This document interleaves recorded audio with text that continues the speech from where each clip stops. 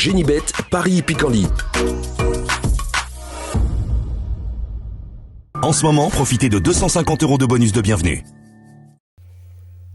Bonjour à tous et ravi de vous retrouver sur canalturf.com pour parler du programme de ce mardi 8 novembre, notamment du tiercé Quintet Quintet Plus Top 5 Génibet. Il se déroulera sur l'hippodrome de Fontainebleau.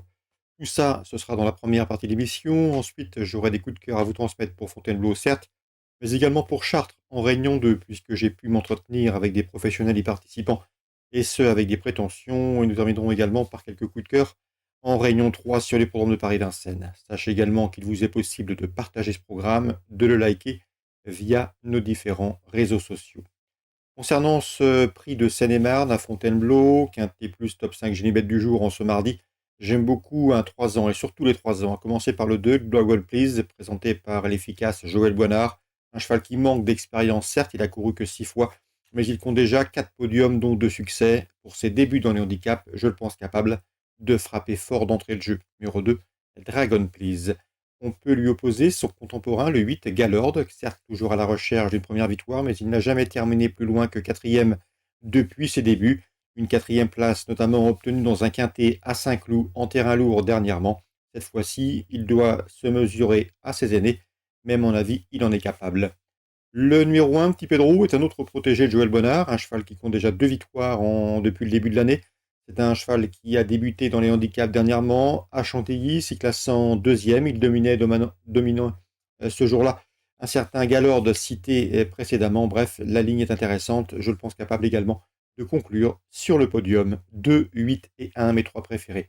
Autre 3 ans, le numéro 9 dans cette épreuve, c'est Fasten Wayne, qui me semble en mesure de bien faire. Lors de ses 6 derniers parcours, ce Fasten Wave a toujours conclu parmi les 4 premiers. Il reste sur une bonne 3e place à Compiègne en terrain collant. On garde. Ensuite, j'ai fait confiance à des chevaux expérimentés à ce niveau. Le 7 King Rubber, 4e de cette course l'an dernier, c'est également 4e d'un récent quintet d'Auvillers. Au numéro 4, Millfield, qui va ici prendre part à son 53e quintet. Il y compte déjà 3 victoires et une vingtaine de places.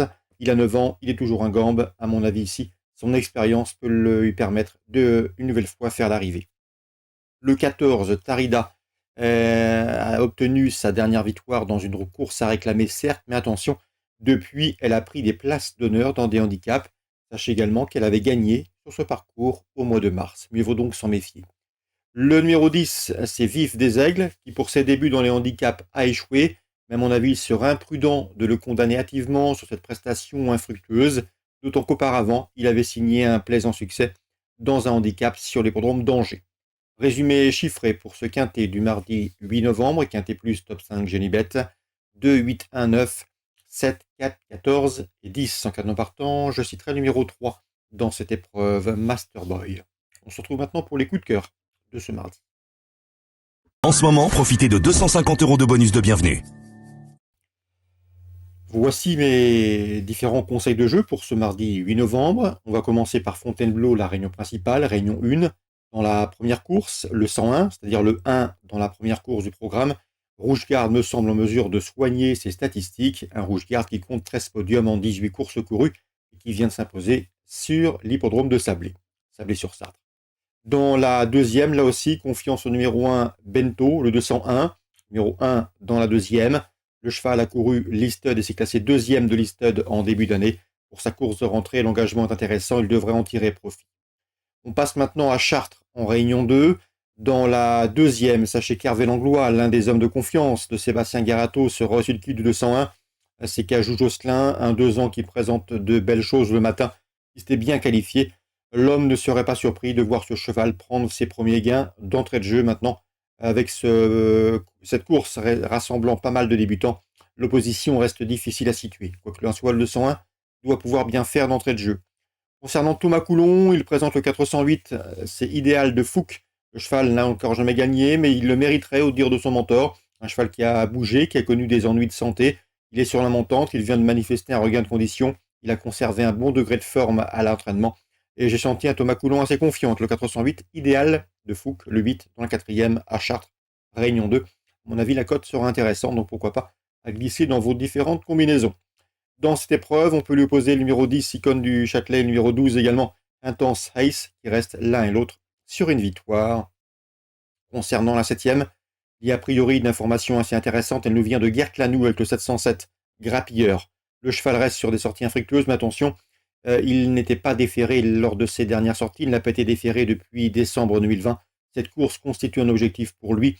Gert Lanou l'a préparé en conséquence, le cheval a déjà bien fait. À Chartres, il y a couru 2 fois, premier et troisième, il a couru une fois sur le parcours proposé, il a gagné. Bref, ici, en tête, le cheval a été préparé pour cet objectif, c'est une course visée. Il ne faut pas le juger sur sa dernière sortie, attention à lui, le 707 Grappilleur. Gert Lanou, basé en Belgique, doit pouvoir bien faire pour ce long déplacement. 707 Grappilleur, course visée. On ouvre maintenant la page de Vincennes, Réunion 3. Dans la première, le 112, idéal Fedo mérite crédit. J'ai eu l'occasion de m'entretenir dernièrement avec son mentor, Olivier Touvet. La jument n'a pas fait sa valeur dans le prix du président de la République, une épreuve de groupe 1 disputée au mois de juin. Ensuite, elle a été arrêtée, mais elle a continué à s'exercer régulièrement. Elle a fait sa rentrée ferrée autre montée au mois de septembre, avant une course attelée plus récemment pour la maintenir en condition et pour la préparer pour ce rendez-vous. C'est une jument ici qui doit pouvoir bien faire, d'autant que son mentor, son entraîneur, vise une épreuve de groupe 1 cet hiver à Vincennes. Ici, elle retrouvera un tracé réduit à son entière convenance, 2175 mètres, c'est son sport. Elle sait démarrer vite, elle aime aller de l'avant, comme bon nombre des protégés et des rejetons de Magnifique Centrodney. Eh bien, le 112 Idéal Fedo va s'installer en tête et à mon avis, il sera difficile d'aller la chercher sur ce parcours de vitesse à son entière convenance. Donc le 112 Idéal Fedo, elle est prête pour ce premier objectif de l'hiver. Attention à elle.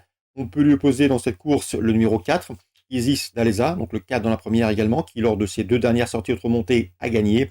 Et attention également au numéro 6, Single, qui avait bien gagné à Vichy autre montée cet été. On passe maintenant à la 3e. J'aime beaucoup le 306 Jablonski qui a tout montré pour sa course de rentrée au mois de septembre sur l'hippodrome de Nantes où il a bien fini sans être bousculé, comme on dit. Ici, pour son premier objectif de l'hiver, il devrait répondre présent. Le 6 dans la 3e, le 306 Jablonski. Dans la suivante, je me méfierai du 404 Harmonia The Best, et ce pour diverses raisons. Une jument qui a montré de la qualité chez elle dans le centre-est. Depuis, elle a gagné plus récemment à Nancy. Et Serge Pelletier se déplace avec cette jument. L'homme installé et basé en centre-est n'a pas pour habitude de venir à Vincennes avec des non-chances et pour faire du tourisme. Donc, il faut y voir ici une course visée, le 404 Harmonia The Best. Dans la suivante, je peux vous parler du 509 Azoé des Glénans. J'ai pu m'entretenir là aussi avec son mentor Arnaud Hubert. Il est confiant. C'est une belle course pour sa protégée. Elle aborde ce rendez-vous en pleine possession de ses moyens et elle devrait, au dire de son mentor, terminer à l'arrivée de cette course. L'opposition, pourquoi pas envisager le 5 Anna Duberil, qui lors de ses 3 dernières sorties autre montée s'est classé 2e. Une régularité qui mériterait d'être récompensée. Et le numéro 8, bien sûr, Histoire Drôle, qui n'est pas là pour s'amuser. Histoire Drôle qui vient de s'imposer récemment à Pornichet au sulky, mais qui est également bien fait au trot monté. Donc la 5e course à Vincennes, Réunion 3. J'aime beaucoup le 5, le 8 et le 9 dans l'ordre du programme. Excellente journée à tous, très bon jeu. Rendez-vous demain pour une nouvelle émission. Génibet, Paris Picardie. En ce moment, profitez de 250 € de bonus de bienvenue.